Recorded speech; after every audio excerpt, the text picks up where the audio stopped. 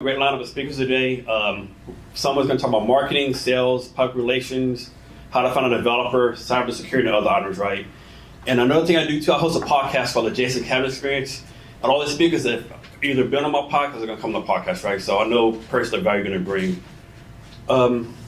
So our first speaker is going to be Vlad. And one thing, Vlad probably going to remember this, but when I first started Cavness HR, somebody connected me with Vlad. Vlad gave me a lot of good advice on how much startups going to suck, how much it's going to be good, right? And I still go to him for advice whenever I need it, right? So Vlad is a really trusted member of the startup community, and I'll let Vlad introduce himself. He's just a great person. You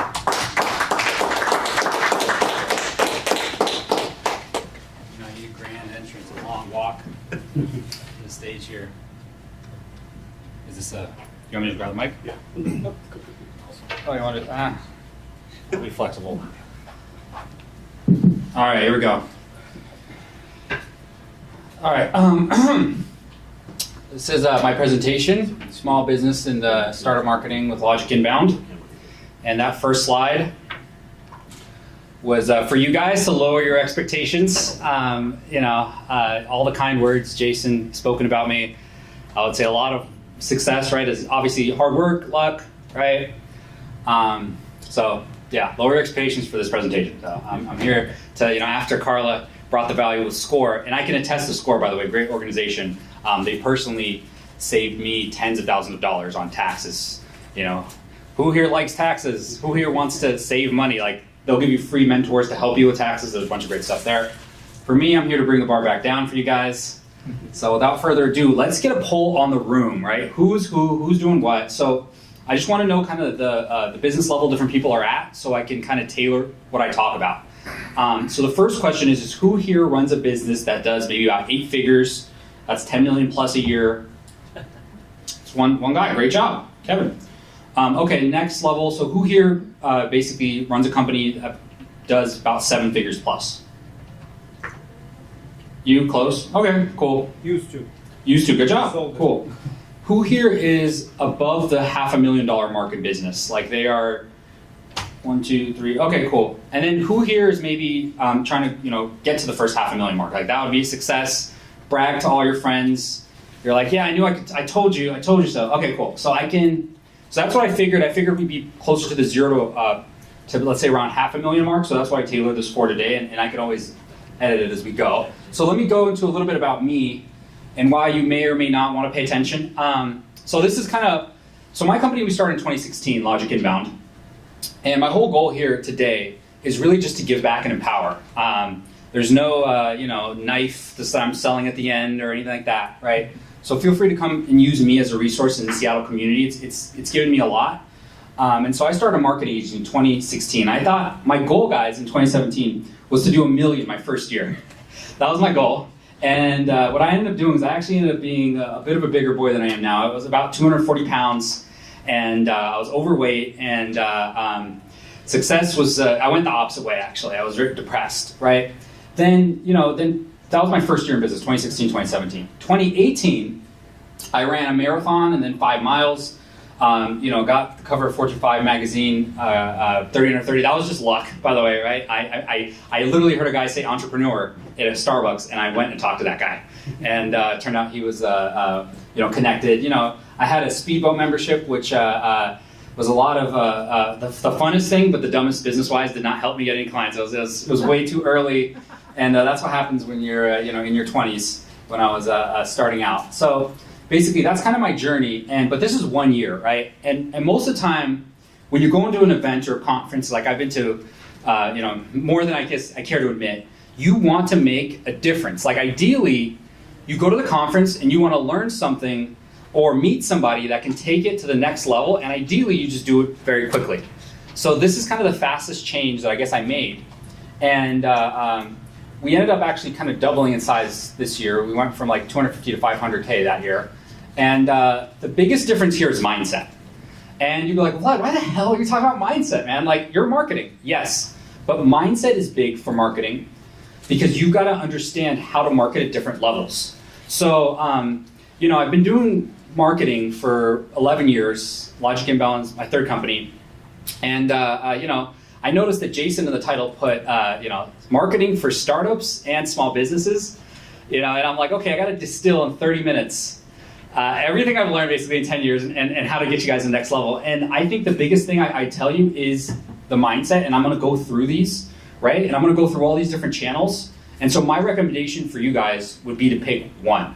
Pick one channel. Feel free to talk to me or just research or read books on it. The best channel, ideally maybe your competitors are doing, and that's how you're going to grow your business. When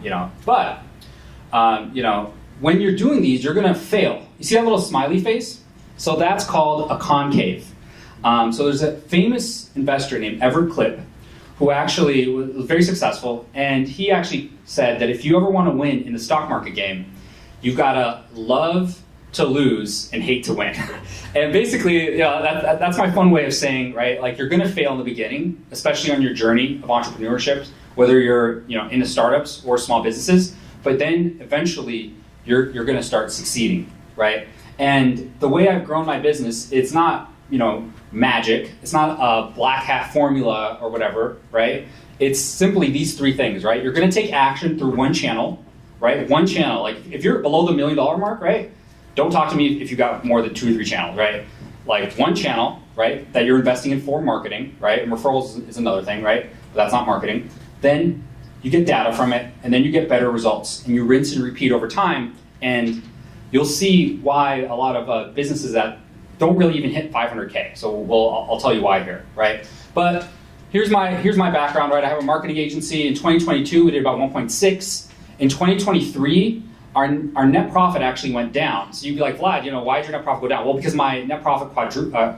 So our revenue went down, but our net profit quadrupled that year, right? So this is my background and kind of the beginning level that I am at in business today. So these are kind of my credentials. So let's start the party here.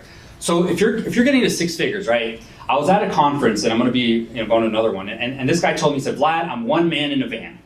So that's basically what you are. You could be one woman in a van, right?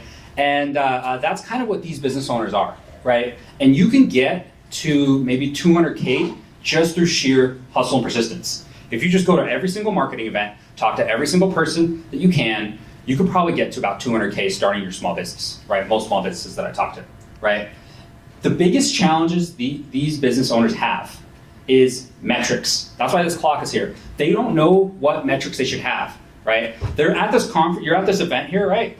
What's your goal? Is it to talk to 10 people, right? What's your goal for this month, right? How much money are you going to make next month? They're the least organized, right? The one man in a van type of people, right? But at least these people, they're some of the most courageous, because most of the time they've just started their journey and they're just starting to get organized, right? So this is the biggest thing, and this is where they fail when it comes to marketing, because most of the time they're doing like 5 channels or 0 channels, and they don't keep track, right?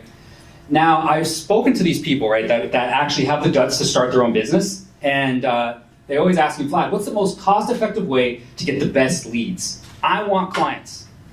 Yes, did you have a question? Yeah, just a quick question. How do you define channel?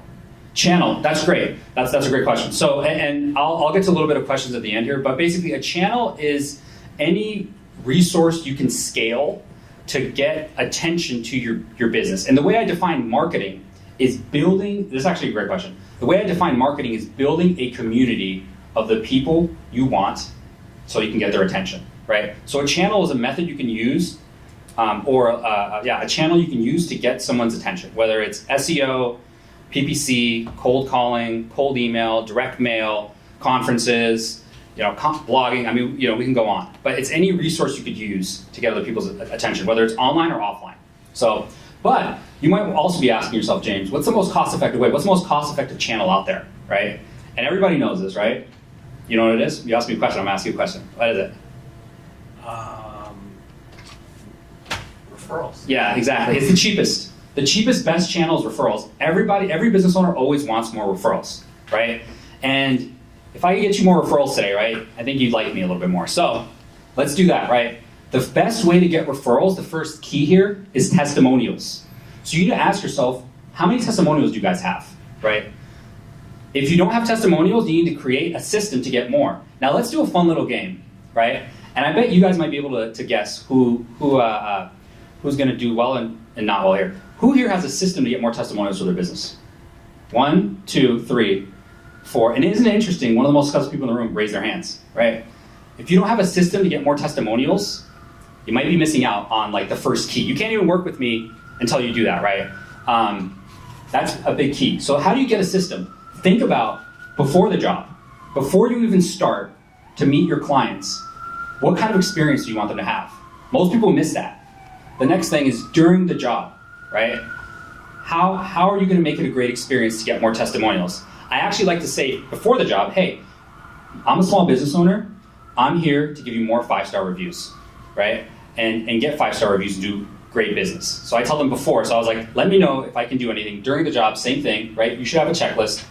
And then after the job, now that you've asked them, right, before, you told them about yourself and you asked them maybe during, if there's anything you could do better, this should get you more 5-star reviews. You get more testimonials, you get more referrals. So that's the first way to get more referrals. And this costs you $0, right? $0, whether you're a hotel owner, right? You should think about this. It's free. It's just your team doing the systems and processes, right? And the more referrals you get, the better. So that means the more testimonials you get, the better. And these people you can all talk to later. And you can ask them, hey, how can I do better? Thanks so much for that 5-star review. What would you recommend for me, right? This will get you to the $500,000 mark. I'm not gonna say easily, but definitely doable for, I believe, anybody. The second way is referral partners, right? And so referral partners are what most people probably don't do well enough today. We might have like let's say a business broker in the room today, right? And they're trying to get more business, right? They should create a list of all the different referral partners, and you should have a list of referral partners, whether you're a hotel, whether you're a IT company, right? Not everybody does everything, so referral partners are another way, right? And you can even use this in your career. If you're trying to get another job, right? You're probably not seeking referral partners, and you're just not being proactive enough about it, right? And so that's the second way to do it. So create a list of all the referral partners. So this is for most small business owners that, let's say, they run a pest control company, or they're a roofer or a carpet cleaner.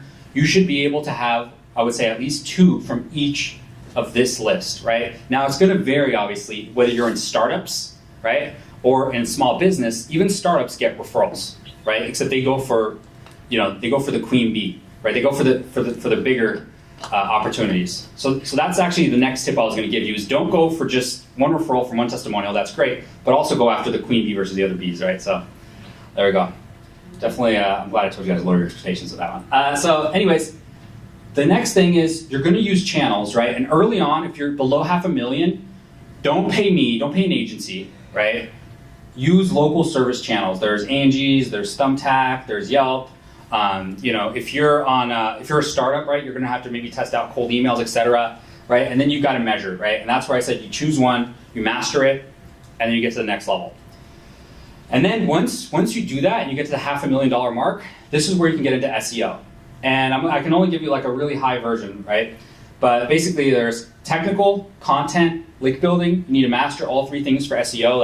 That's where maybe you'd reach out to somebody like me or another company, right? And to start, if you just want to do it yourself, right, because you're still not in that position, even if you're just like a solo, broker or like an insurance agent or whatever, you can create content. More is better, right? Have a system, right? Now here, let me ask another fun question just to open you guys up.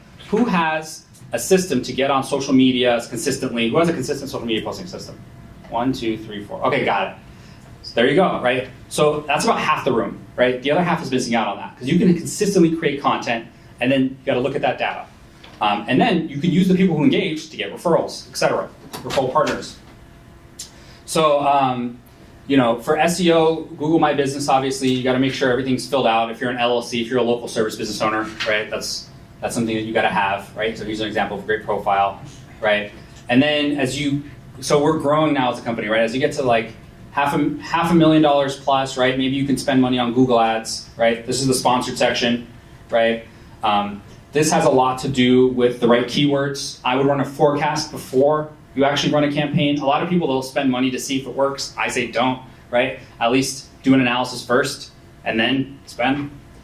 And so, I have probably a lot more slides here and I could talk about business for hours and hours, but I would say the biggest key to getting to the 7 figures, right, is after you get past the $500,000 mark, is now the people who are at 7 figures plus, right? they have more metrics they keep track of. They don't just keep it one channel. Maybe they have 2 or 3 marketing channels. And they've got a team. They've learned to hire out, right? And now, once you hit 1 million plus, right, now you're letting go of some of the things that you've mastered, right, or are adept at. You don't need to be great. This is what's going to get you, to growing past that mark in marketing, right? And then here's my last takeaway here, right? Now I have extra slides and whatnot that I could have reorganized, but I would say the biggest key also is small businesses will put up with the problems that big businesses don't. And I'll end it on this. I have other slides, but I'm just going to end on this note because I think this is what you guys need since we're at this level. So I talked to a guy. He was part of the Goldman Sachs program with me. And we did a role play about, how to handle tough employees, tough customers. And for an hour, he told me, he was like, Vlad, I got a guy, and he's having challenges at work. I said, what's the problem? He said, Vlad, my employee, he's a longtime friend. He comes in drunk every day. And I said, okay, well, how are you going to handle this? He said, I don't know. Maybe he's going to fix it. So for 1 hour, me and this guy, right? Forget about marketing, right? These are the fundamentals, right? This guy didn't hit the $500,000 mark. 1 hour we role played, and next week I met up with him. Right, I did mine as well. There was a gal that whatever, it was challenging. So I talked to her. I said, thanks so much for the role play. It went great. I said, what about you? And he said, yeah, Vlad, he'll figure it out. I'm like, what do you mean? He said, it'll work itself out, Vlad.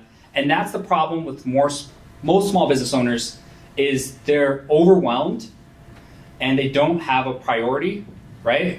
And we could talk about content ideas and technical updates and link building sites you should be on, conversion rate optimization, right? But most of the time, right, people ask me like, what should we do? I would say focus on that one priority, that one channel to get to that mark, and then you can start diversifying, right? And then, once you get to the 7-figure mark, to get to 8, it's a lot of internal structural issues, and that's where I am. But anyways, that's my presentation. Thank you.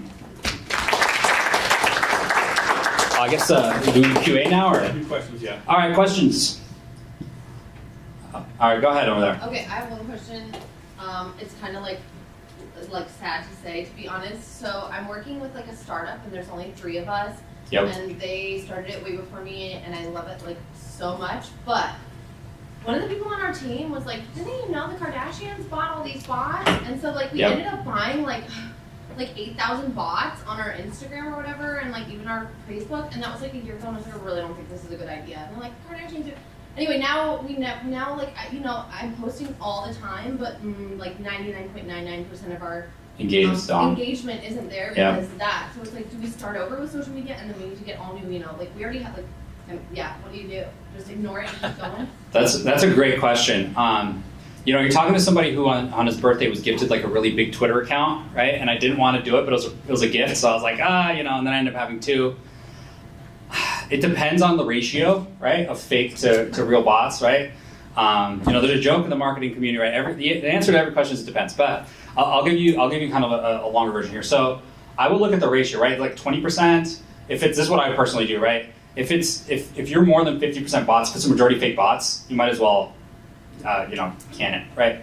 Unless you're getting useful engagement or anything from 0%. Anybody. But 0%, yeah. They've said like the others and they're like, well, then what about all the people that are following us that we've gotten over the years? That's a problem. Like 100. Well, yeah, just measure them. If it's only 100, just measure them and just DM them, right? Build that engagement, and I would start a clean account, right? And yeah, but that goes back to the kind of the fundamentals. You pick one channel, scale it that way. So, so it sounds like social media is good. Go ahead. I just wanted to ask about your opinion on, you mentioned about having one channel, which I agree with, particularly when you're small. Yeah, it'll get you to your first $500,000, just focusing on mastering that or being adept. Mm-hmm. But in terms of choosing that channel, right? Typically you want to be thinking, I'm assuming, that you want to focus on a hyper niche segment to get you started. Yes. And then you want to look at exactly where are those customers hanging out? Like where are they spending time, where they're looking for help? Yes. Is that the approach that you teach around helping to make a decision which channel? Yes. Or do you experiment? What's your... No, I think you nailed it, right? It took me, so my business is 8 years old, and now we're starting to niche down, right? Like I've done business with billion-dollar companies, I've done business with local, I literally met with a guy at Starbucks, $140,000 what he made, right? So it's like from $1 billion to $140K, right? So that was too big. So now what we're doing is we're niching down personally. We're looking at construction and specifically restoration companies, right, is where we're specializing. We have 8 of those clients, and definitely makes marketing better. The only problem is it's really easy to get distracted. So I would say if anybody comes through a referral, right, you take that business, right? And really everybody here should, like, where should people start? I would start in the process. Before, during, and after, how are you getting more 5-star reviews so you can ask for referrals, right? Before, during, and after, right? Think about the process. Before, tell them you want a 5-star review and you're dependent on referrals. During, and then after, right, ask and make sure you keep in touch with those clients. And then referral partners. Those two, by the way, referral partners and referrals are basically universal for, I would say, 90% of businesses, right? Unless you're trying to do like Facebook or something. So, go ahead. Referral partners. So, yes. Is that just another business that has a different industry that you say, hey, I recommend these people, and they do the same thing with like their campaigns? Exactly right. So, I definitely bossed it up a little bit, but yeah, it's like, if you, instead of going after the bee, right, go after the queen bee, and they'll introduce you to all the bees, right? So that's one way to think about referral partners, right? Another way to think about them is your real estate. The famous one is real estate agent, mortgage broker, right?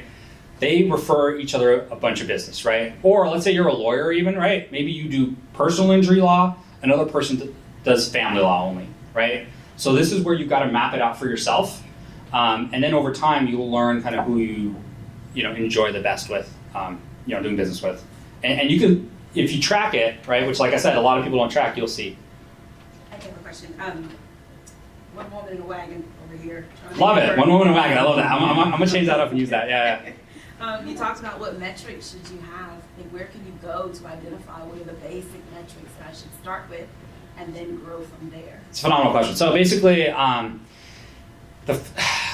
the real answer I want to give, I'll give that one, and then I'll give you probably the most easy to apply. The real answer is use Google Analytics for online traffic, right? If you're going to do online, right? So that's like one of the best places for for tracking data is Google Analytics. You can get a CRM, right? I can name tons of CRMs, right? So that's like, but if you're at the $500,000 or let's say 700K and below, you could get away with Google Sheets and just keep track. And just at the end of every day, like I still have this today with my assistant. I'll meet up with her at the end of the day. Who are all the new leads that came in? Who are all the old leads? How much do we think they're worth? Right? How much do they actually turn out to be? When are we going to follow up? Right? So it's a cheap answer, I feel like, but the in depth is I would use GA4 in a CRM, like that's more advanced. But if you're just starting, you can use Google Sheets and be consistent. And if you can't be consistent by yourself, it takes a team. I have a partner, right? I have a team of 10 people, so it takes a team. So you've been to a lot of networking events. One or two. What are some insights or some aha moments that you have as networking the room Oh, this is a great question. Everybody feels awkward. Nobody's as cool as they might like try to perceive, right? If somebody's like trying to be cool, they're probably kind of just like not confident, right? And they're kind of put on front because either they're going through something, right? So it's just put on a smile and just get to know people genuinely. That's really it.